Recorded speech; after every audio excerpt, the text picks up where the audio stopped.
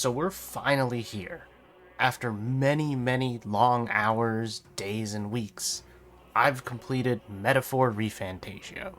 A fantastic journey about fear, anxiety, and the things we can accomplish when we learn to grow from those emotions.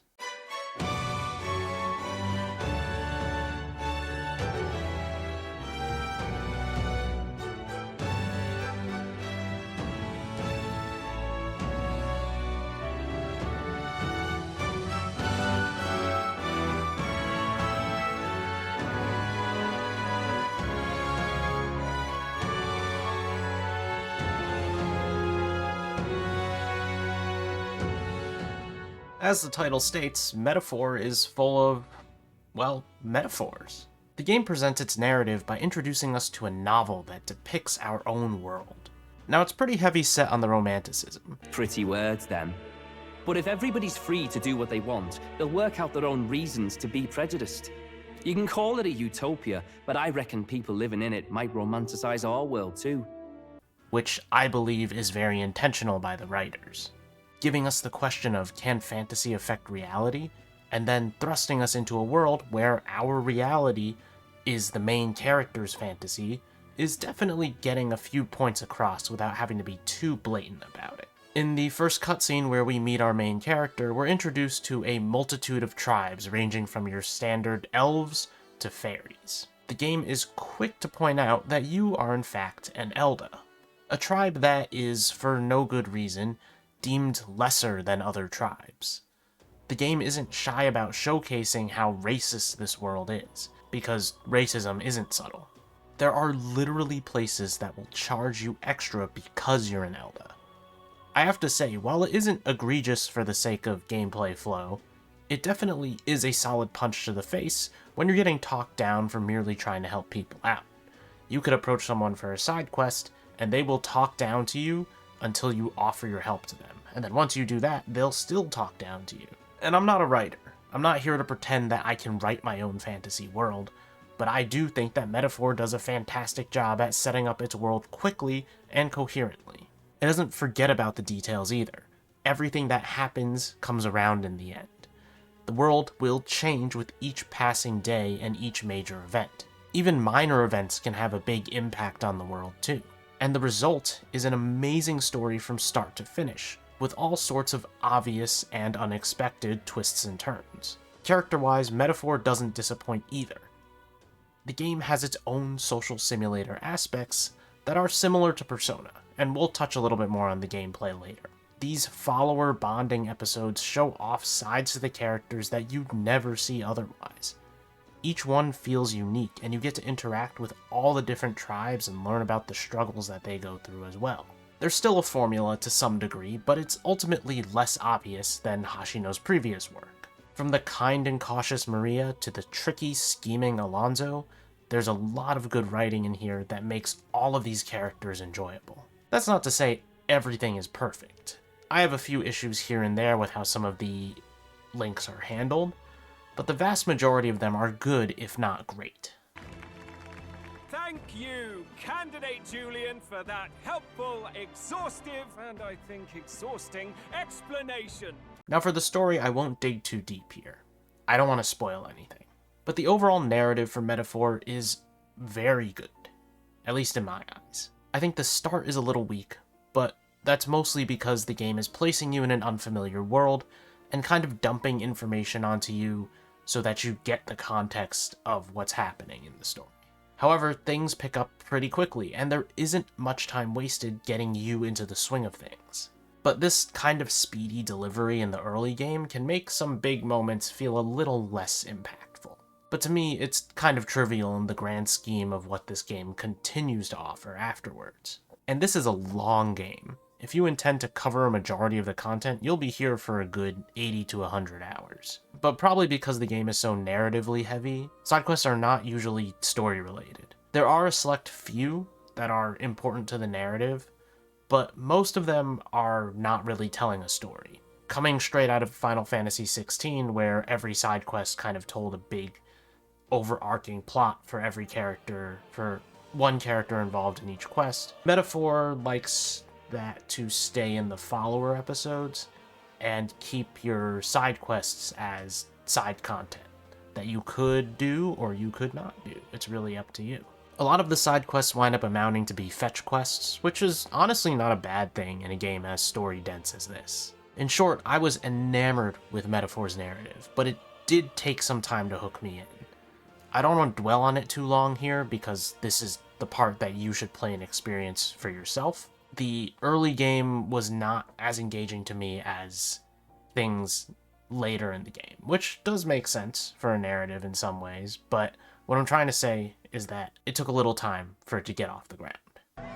Someone fill me in. I've been literally living in a hole. And a very familiar face shows itself in Metaphor's gameplay.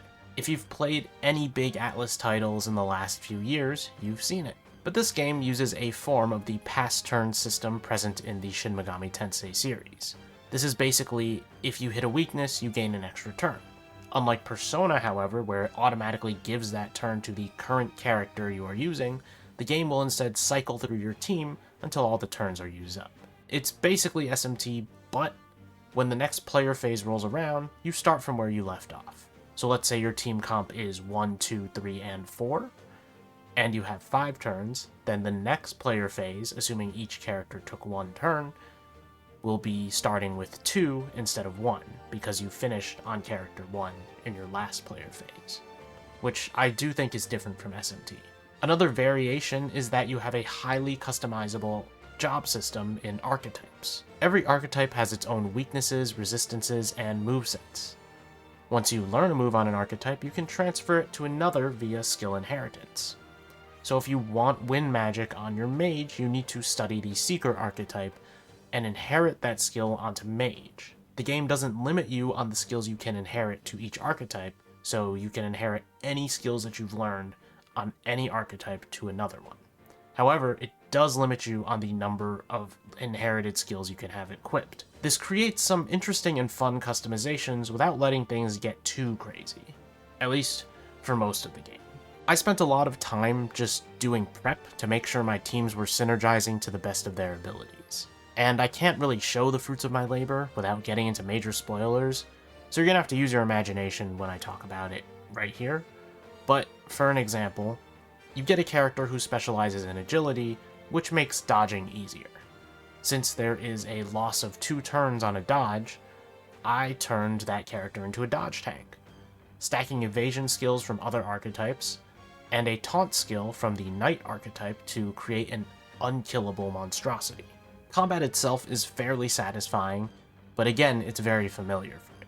Overworld combat is what's new, and being able to get preemptive strikes on enemies and clear out weak enemies with a few hits on the overworld is great. It really keeps the game's pace flowing. I will say that I wish the attack indicators were a bit more in line with when the enemy actually is attacking, because a lot of the enemies will show the indicator that they're going to attack, and then attack. But if you want to actually dodge their move, you have to dodge a little bit after that indicator is shown. Combat-wise, it's no surprise that Metaphor succeeds greatly. I mean, SMT's combat system with some mild variations is still a good combat system. I don't know for sure if I used everything to the best of my ability, but I also found that the game seemed pretty well balanced in difficulty. Now granted, this is coming from the person who said that episode Aegis was more of a challenge, and based on what I've seen after, it's not. So I wouldn't take my word on difficulty that much. But MP management in dungeons is a bit of a nightmare if you're careless. It's easy to get carried away lighting up your foes with your strongest attacks, especially when the bonus is an extra turn. That said, there are a lot of ways to mitigate this. Certain archetypes use HP for skills, and there's even one that uses money. It came to a point where the best way for me to traverse was to stock up on healing items, which meant my gold reserves were always kind of low. But better to heal with items than to spend my precious MP on healing spells. Mage archetype trees also restore 1 MP every time you stun or kill an enemy in the overworld, so you can get to a certain point in a dungeon, and then go back to the beginning, retread that, and hopefully by then you can one-shot most of the enemies, so you can regain some MP and continue your adventure onward. In the end, I'm pretty satisfied with the difficulty of the game. It's not perfect, but I felt like I was being asked to pay more attention to my resources and strategies in the endgame. Especially on some of the endgame bosses, I really had to switch things up. But of course, with more game knowledge and more time, I might have been able to really exploit the game's systems more, and it might have turned the game more into a cakewalk. But it's hard to really say given the game's only been out for a month. Right. What am I doing again? Now, if you've played Hashino's Persona titles, then life outside the dungeon is like an old friend. The game also runs on a calendar system, which helps make the passage of time more obvious. But on top of that, it also means your days are limited. You have to make the most of what you have. Raising your social stats so that you can interact with your followers, interacting with your followers to power up your archetypes and gain passives outside and inside dungeons, adventuring around town to open up side quests, spending time to adventure to new towns to complete those side quests. Everything is important and part of the feedback loop that P5 kind of started doing more of in terms of the social sim aspects of the game. You'll also have to spend time coming and going to different places. While there is a fast travel system for major towns, a lot of smaller minor towns that you may need to go to get certain quest items are one-day trip away. Sometimes it can take multiple days to reach certain dungeons you want to explore, which means you have to plan accordingly for that. In the end, I'm impressed with how this was all handled, and the game does have a good amount of leeway for completing all of the major stuff. But time management is something that will mostly come easily to you as long as you explore your options and know what does take time and what doesn't. Essentially, any action with a clock next to it means it's going to take up a time slot. But these elements in their current form, to me, are a clear representation of the time and effort of Hashino and his team, working with these systems and ideas for multiple games and refining them to a point where you can really feel like they know what they were doing. What mission? Come on! This is no time for jokes. At this point, it may as well be a given that any Atlus title is going to knock it out of the park when it comes to presentation. I don't have a lot to say about the music itself, except that it's exceptional. From the battle theme to the overworld themes to even the emotional songs, it's another Atlus game that does all of these to near perfection. As for the voiceover, I played in English, and as usual, Atlus knows how to pull off a good English dub. Now, of course, I don't know if it's them or if they outsource it to another studio, but the consistency is there. There are so many good examples of great dubbing here, and it's hard to just pick one to show. But in the end, it's no surprise that Atlus doesn't hold back when it comes to voice work in any language, given their reputation for it in the past decade and so on. My name is Leon Stroll de Halietas. My home and my family were taken from me. I am the last of my house. I am the last of my noble bloodline. And in the name of my people, I will strike you down where you stand!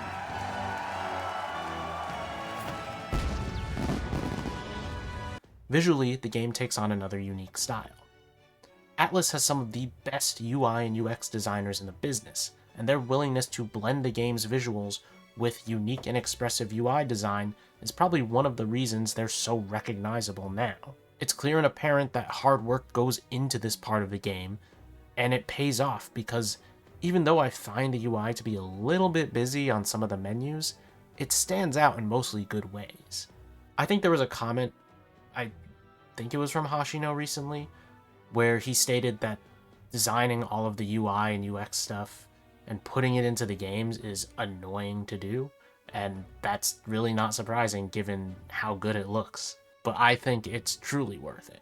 There's also a heavy use of anime cutscenes in this game. It does ease up a bit on it during the mid-game, but for a ton of major moments, there's an animated cutscene to present it. It was pretty surprising to me that there were really so many of these too, because I didn't think they would put that much budget into doing animated cutscenes after Persona 3 Reload did a lot of CG 3D cutscenes. Speaking of those, I will say that the CG ones in Metaphor can feel a bit stiff in animation, especially when you compare them to Reload, which came out earlier this year.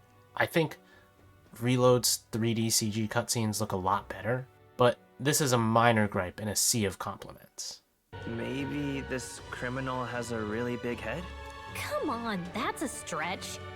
And if he had a gigantic head, you'd think they'd mention it in the contract. Metaphor Refantazio is a game of the best kind. It feels like a passion project that explores new ideas.